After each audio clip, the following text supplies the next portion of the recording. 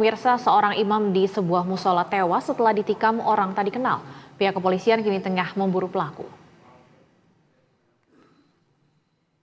Peristiwa penikaman seorang imam musola ini terjadi di kawasan Kebon Jeruk, Jakarta Barat sesaat jelang pelaksanaan sholat subuh. Korban bernama Saidi yang berusia 70 tahun harus meregang nyawa usai mengalami pendarahan karena ditikam pelaku pada bagian pinggang. Berbekal rekaman CCTV, kini polisi tengah memburu pelaku.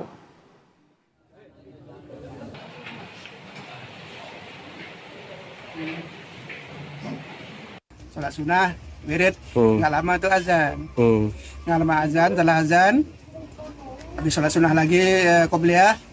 Saya kedengaran tuh suara abang teriak tuh, "Woi, paling!" gitu. Paling saya kaget. Pas sholat itu saya ubar ke depan, pada depan saya, "Ada apa bang?" Saya ditabok, kata dia gitu. Pas ditabok saya turun, orangnya kabur ke sana, kata dia. Dia bilang ditabok, saya nggak perhati lagi, kata dia. Ditabok mereka nggak berdarah. Pas anak keluar dilihatnya darah belum, bapak berdarah, kata dia.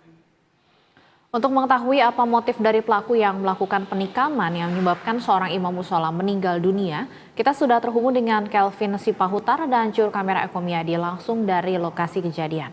Selamat sore, Kelvin, apakah sudah diketahui identitas ataupun juga motif pelaku nekat menusuk imam musola ini?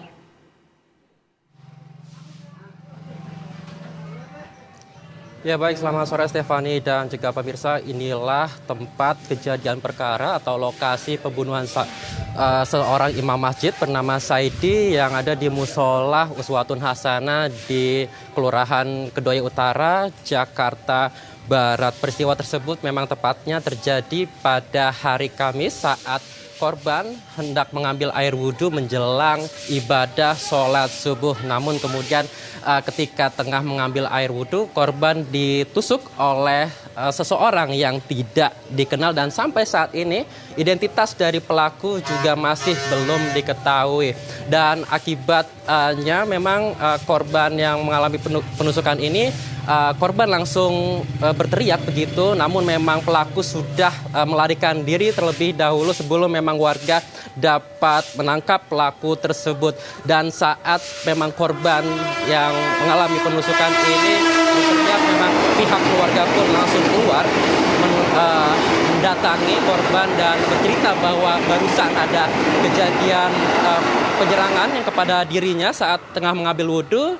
Korban mengaku dipukuli begitu, namun korban tidak mengetahui bahwa dirinya ditusuk dengan pisau sampai pihak keluarga mengatakan bahwa ada luka tusuk di bagian pinggang korban dan juga ada darah yang bersimbah di bagian pinggang. Korban kemudian langsung dibawa ke rumah sakit terdekat, namun setelah mendapatkan penanganan dari pihak dokter selama 2 jam, nyawa korban tidak terselamatkan.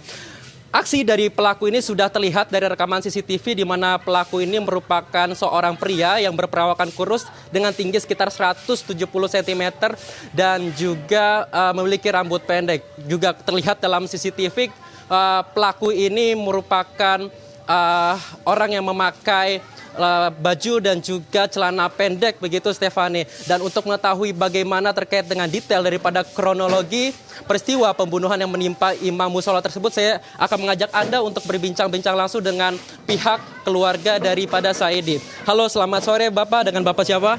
Pak Bonang, Pak. Pak Bonang, mungkin bisa diceritakan Pak, pada saat kejadian pembunuhan tersebut ini sebetulnya apa sih Pak yang terjadi berdasarkan keterangan yang didapat oleh pihak keluarga? Iya, sebenarnya gini ya, Bapak kan rutinitasnya memang kalau subuh dia bangun, ya kan, mau sholat, persiapan sholat, dia wudhu. Tiba-tiba begitu dia lagi wudhu, ada orang yang datang yang dia tidak ketahui datangnya, tiba-tiba mukanya ditabok, langsung dihajar punggungnya dari belakang. Jadi Bapak itu tidak tahu, tiba-tiba dipukul langsung ditabok aja, langsung dibunuh gitu. Iya. Oke, berarti Bapak tidak tahu apa-apa tapi tiba-tiba langsung ditusuk begitu ya Pak? Ya. Pak, informasinya ada informasi motif dari pembunuhan yang dilakukan oleh pelaku tersebut ini karena sebelumnya korban atau almarhum ini memergoki aksi pencurian lebih dulu Pak. Ini apakah memang benar demikian Pak?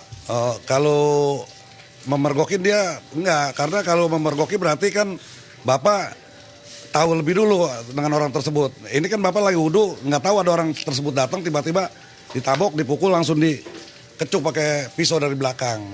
Ya, jadi dia nggak memperkoki mau mencuri atau apa. Yang jelas tiba-tiba dia langsung mukul, membunuh aja. Tapi tentu ini masih didalami oleh kepolisian begitu ya Pak terkait motif. Tapi Pak untuk di musola sendiri kan biasanya kan ramai tuh ya Pak, jamaah ingin sholat subuh ya. Nah pada saat kejadian tersebut apakah memang kondisinya Bapak lagi sendiri atau bagaimana? Dan Bapak sempat minta pertolongan nggak ke warga sekitar? Bapak minta pertolongan, udah gitu anaknya keluar dari dalam. Yang namanya Yoyo itu keluar dari dalam. Bapak kenapa Pak? Ini gue dipukul gitu. Dipukul, tapi begitu Yoyo lihat itu di belakangnya banyak darah gitu. Ya, dia pikir tadinya dia cuma dipukul doang, ternyata dalam belakangnya dikecuk sama pisau juga. Iya. Pak, rekaman CCTV kan ini sudah beredar. Dari rekaman tersebut, apakah pihak keluarga mengenali sosok pelaku ini, Pak? Oh, nggak ada yang kenal itu sosok pelaku. Kayaknya orang sini, warga sini juga belum nggak ada yang kenal dengan pelaku tersebut. Oke, mungkin terakhir Pak, untuk harapan dari pihak keluarga sendiri terkait dengan kasus ini bagaimana Pak? Harapan kita warga dan keluarga mohon secepatnya biar supaya terungkap atau ditangkap dari pihak kepolisian agar supaya masyarakat juga bisa lebih tenang gitu hidupnya. Baik, terima kasih Pak Bonang atas waktu dan informasinya. Kami turut berduka cita Pak. Semoga almarhum diterima di sisinya di tempat terbaik Pak. Terima kasih banyak Pak.